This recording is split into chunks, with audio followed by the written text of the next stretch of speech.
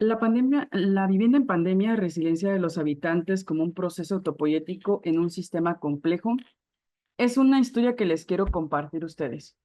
Creo que todos queremos olvidar, ¿verdad? Esa parte, esa historia que vivimos a principios del 2020, pero que empezamos más o menos a escuchar rumores acerca de una enfermedad que venía desde el lejano oriente y empezaba a distribuirse a otros países. Cuando llegó aquí a México, creo que fue un impacto muy grande para la sociedad en distintos niveles. Y uno de estos, por ejemplo, es que supuestamente como parte de la enfermedad, nuestra idea era resguardarnos en la vivienda, pero realmente la vivienda fue un refugio, un lugar de resguardo, o fue un lugar donde, más que un refugio, era un lugar triste, un lugar donde lamentablemente hubo más problemas que una oportunidad de una vida mejor ante un riesgo como fue la pandemia del COVID-19. Y esa parte de la problemática. ¿Por qué verlo desde los sistemas complejos? Y también menciono la parte de autopoiesis. Bueno, comenzamos primero que estos sistemas complejos nos permiten analizar esta problemática no solamente del lado de, bueno, esto es solamente COVID, esto es solamente la vivienda y esto fue solo las personas, sino como un sistema donde hubo una relación de intercambio, donde uno influye al otro y pues lo importante o la forma atractiva fue cómo funcionó y de qué forma lo hizo. Entonces, vemos que este sistema complejo es también en el parte de la relación entre vivienda y habitante. Aquí les puse, por ejemplo, las perspectivas de diferentes autores de Morín, como esta dialógica y dinámica de la relación entre la vivienda y el habitante, y también cómo es que somos más sensibles a esta parte de las condiciones que nos afectan en momentos de vulnerabilidad. Entonces, esta vulnerabilidad, sumado a condiciones de habitabilidad deficientes, podrían generar algo, una reacción distinta en nosotros. Y es aquí donde entra la autopoiesis, que hablamos de que este sistema biológico vivo que somos nosotros tiene esta capacidad de reorganizarse y mantenerse.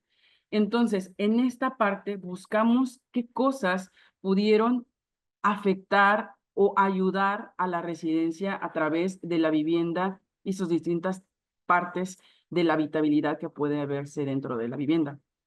Entonces, aquí este concepto de autopoiesis viene de Maturana y Varela, pero la vivienda, aunque no es un organismo vivo como pensamos, pero funciona como un sistema autopoiético porque reorganiza una vida que somos nosotros.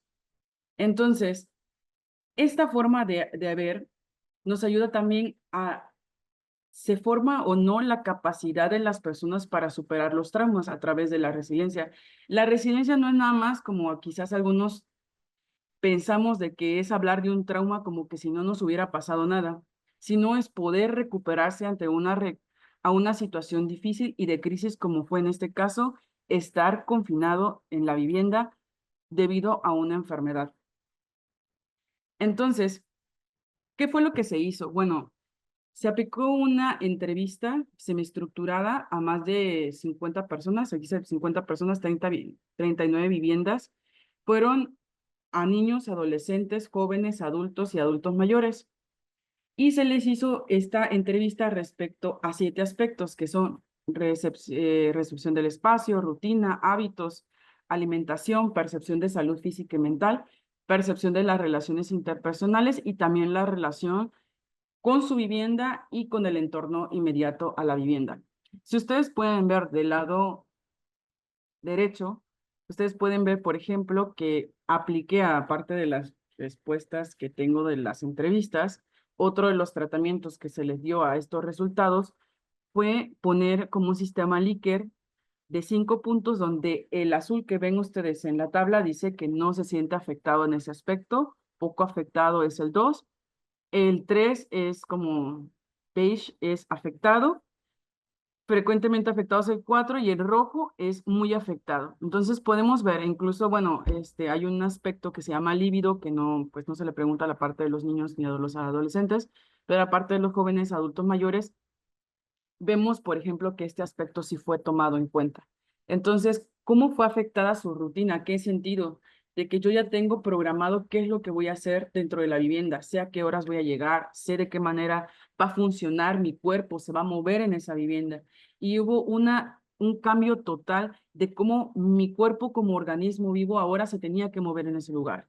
Incluso con los nuevos ruidos que surgían, la falta de confort térmico que antes no notaba porque estaba fuera la mayoría del tiempo de la vivienda y ahora tengo que soportar y ver que ahora son 5 personas, 4 personas en una misma vivienda y no es suficiente los recursos que hay, tanto de espacio, de confort térmico, de iluminación natural, para poder sobrellevar. Y obviamente no sé si notan ahí, los jóvenes fueron uno de los más afectados, aunque también los adolescentes, y no sé si ven que menor cantidad mencionaron a adultos mayores. Lamentablemente, como los jóvenes no son fáciles de que se puedan mover porque solían vivir con sus papás o los adolescentes, no podían salir de sus casas o no podían cambiarse de vivienda, a diferencia de los adultos que ven en rojo, estas personas sí pudieron, las que tuvieron punteados con más afectaciones, que incluso estaban rentando, pudieron irse a otro lugar que pudiera mejorar su calidad de vida. Y los adultos mayores que puntearon que tenían mayor afectaciones del espacio, durante la pandemia, lamentablemente, perdieron la vida. Es una afectación definitivamente no contar con un espacio interior, un espacio que pueda resguardarte, no solamente para que vayas a dormir, no solamente para que descanses o te vayas a sentar a ver televisión, sino que también forme parte de un método, una herramienta de rescate a una situación de crisis mundial, ¿verdad? Que tiene que ver con la salud. Entonces aquí les puse que sí afectó o impactó positivamente en la resiliencia. Entonces aquí vemos espacios abiertos y la naturaleza. Las personas que menos afectaciones tenían acceso a jardines, acceso a árboles, también a mascotas que podrían relacionarse en espacios amplios, también actividades familiares, mejor iluminación artificial, mayor iluminación natural y también mayor privacidad porque vieron que la casa en pandemia, pues varias personas tenían que hacer diferentes actividades en un mismo lugar, y eso también causaba roces entre las personas. También la conexión social y la actividad física, las relaciones afectivas y los valores espirituales, específicamente en adultos mayores. Y aquí también les pongo qué afectó entonces negativamente las faltas de áreas de juego, específicamente en los niños y adolescentes, los espacios reducidos que ahorita están de moda, que los venden como algo muy importante, que como no hay espacio, los espacios pequeños podrían funcionar de muchas maneras, pero presentaron los peores resultados en cuanto a resiliencia. Un exceso de uso de dispositivos electrónicos también. Las personas que pasaban muchísimo tiempo solían tener problemas de sueño, problemas para comunicarse con otras personas e incluso empezaron a aislarse. También los cambios en la alimentación. Los lugares que tenían peores iluminación natural o artificial o que no tenían, lo que pasaba es que su alimentación se tendía hacia los carbohidratos y solían comer de más. Y aquí les puse también mayor ansiedad, conflictos familiares, roce, incluso violencia intrafamiliar en parte de las mujeres y adultos mayores, y esta incertidumbre económica, ¿verdad? Los cambios de las rutinas generaron también esta desestabilización. Aparte de lo que está pasando afuera, yo no tengo control de lo que está pasando aquí adentro. Incluso en las personas adultas y los jóvenes hubo un aumento de hábitos adictivos, como consumo de drogas, fumar, bebidas alcohólicas, comparación de antes. Y me gustaría invitar a ustedes también que reflexionaran.